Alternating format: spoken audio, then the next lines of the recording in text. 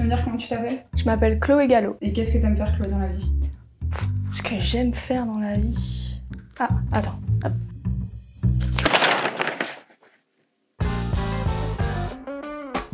S'il y a un adjectif qui me définit, c'est que je suis curieuse. Du plus loin que je m'en souvienne, j'ai toujours eu cette soif d'apprendre. J'ai commencé le basket, j'ai fait de la photo, je me suis même essayée au dessin et au chant.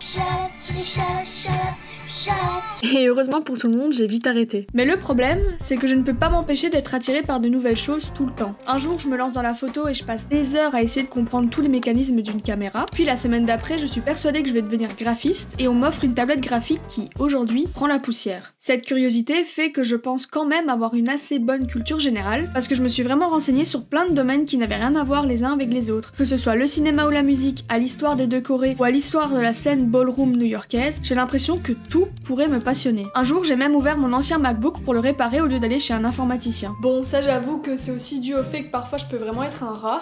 Je me permets de faire une petite pause dans la vidéo parce que je suis actuellement en train de la monter et ce que je voulais vous dire c'est que ne faites absolument pas comme moi. Si vous avez un problème avec votre ordinateur, s'il vous plaît allez voir un informaticien. Moi je me suis juste permis de la faire parce que c'était un très vieux PC et en plus la manipulation était très facile à faire, mais vraiment allez voir un professionnel si vous en avez besoin, ne faites pas comme moi parce que vous pouvez vraiment détruire votre ordinateur. Voilà, on peut reprendre. Sauf qu'à force de toucher à tout, je vais jamais réellement au bout des choses et parfois ça peut vraiment devenir frustrant.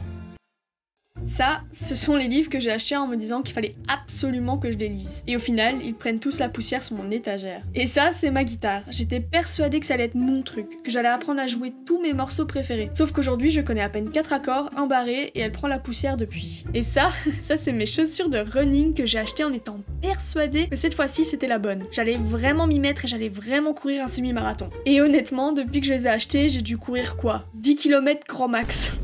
Et encore, ça, c'est qu'une partie de la liste. Cette curiosité, elle m'a ouvert plein de portes, j'ai appris beaucoup de choses, ce qui fait que maintenant, j'arrive à plus ou moins trouver au moins un point en commun avec chaque personne que je rencontre aujourd'hui. Mais de l'autre, j'ai jamais vraiment l'impression de maîtriser quoi que ce soit. C'est comme si j'étais coincée dans un cycle sans fin. Au début, il y a la phase d'excitation, je découvre un nouveau domaine, un nouveau hobby, une nouvelle passion, et là, c'est l'obsession totale. Je vais vouloir tout comprendre, tout apprendre, je vais regarder des vidéos, lire des articles, tester des techniques, et puis, sans prévenir, ça s'arrête.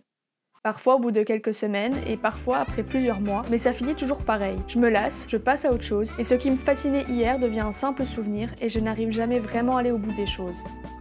J'ai toujours cru que mon problème c'était le manque de discipline, que si je me forçais vraiment, je finirais bien par trouver un domaine dans lequel je me poserais pour de bon, que je ne changerais plus. Si je persévérais au lieu d'aller dans tous les sens, je serais enfin capable d'aller au bout des choses. Mais plus le temps passe, plus je me rends compte que c'est loin d'être une question de volonté. En fait, c'est pas tant que j'aime pas ce que je fais, mais juste que j'aime beaucoup trop de choses à la fois.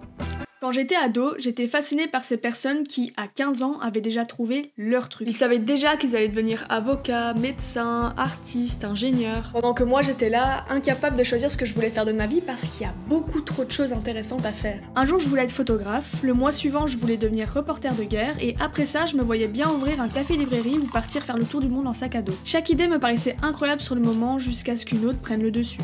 Mais au final, est-ce que c'est vraiment un problème? Pendant longtemps, j'ai cru que oui. Je pensais que ne jamais aller au bout des choses, c'était vraiment un défaut, voire même de la paresse. Je me disais que vraiment pour être quelqu'un, il fallait que je me consacre à un domaine à 100%, que je sois vraiment experte et pas que je me disperse absolument partout. Il y a un moment, j'étais même arrivée à un point où j'enviais les gens qui savaient exactement ce qu'ils voulaient faire et qui avançaient tête baissée parce qu'ils savaient que c'était ce qui leur plaisait. Mais avec le temps, j'ai vraiment commencé à voir les choses différemment. Déjà, je sais pas vous, mais moi je trouve qu'on valorise de plus en plus la polyvalence, ce qui est vachement cool. Si on regarde autour de nous, je trouve que maintenant, il y a beaucoup de métiers qui demandent une certaine ouverture. Par exemple, si on regarde un graphiste, il y en a beaucoup qui vont toucher un petit peu au motion design, il y a beaucoup de CM qui vont toucher un petit peu à la photo, et il y a beaucoup d'artistes qui vont mélanger plusieurs disciplines en une. Je me rends compte aujourd'hui que toutes les choses que j'ai essayées, toutes les choses pour lesquelles je me suis passionnée, c'était vraiment pas inutile, parce qu'aujourd'hui, elles s'additionnent et elles se complètent. En quelque sorte, le fait de m'être intéressée à autant de choses, je peux faire des liens beaucoup plus facilement, et du coup, j'ai l'impression que je suis plus créative. Mais attention, je veux pas dire que c'est mieux d'être comme ça plutôt que d'être spécialisé dans un seul domaine, parce qu'il faut des personnes qui sont spécialisées aussi. Les spécialistes, on va les appeler comme ça, c'est vraiment des personnes qui maîtrisent leur sujet à la perfection, et eux, ils sont souvent l'origine de très grandes avancées qui parfois ont même révolutionné notre quotidien. Si on pense à Steve Jobs par exemple, on peut penser n'importe quoi d'Apple, mais c'est indéniable qu'ils ont révolutionné le monde de la tech et de la manière dont on utilise nos téléphones aujourd'hui. Je suis un peu frustrée parce qu'en imaginant cette vidéo, j'avais un message précis que je voulais faire passer, et plus la vidéo avance, plus j'ai l'impression de m'en mêler les pinceaux. Ce que je voulais dire, c'est qu'il n'y a pas de bonne ou de mauvaise manière d'apprendre. C'est C'est ok de vouloir apprendre plein de choses, même si on se lasse vite, même si nos connaissances dans certains domaines sont que en surface. Certes, il y a eu un gros pas en avant sur ce sujet, mais personnellement, je trouve encore que dans la tête de beaucoup de personnes, être un touche-à-tout, c'est encore assez mal perçu. Et moi, la première, j'aimais pas du tout cette partie-là de moi. D'ailleurs, je trouve qu'avec ça, il y a généralement ce sentiment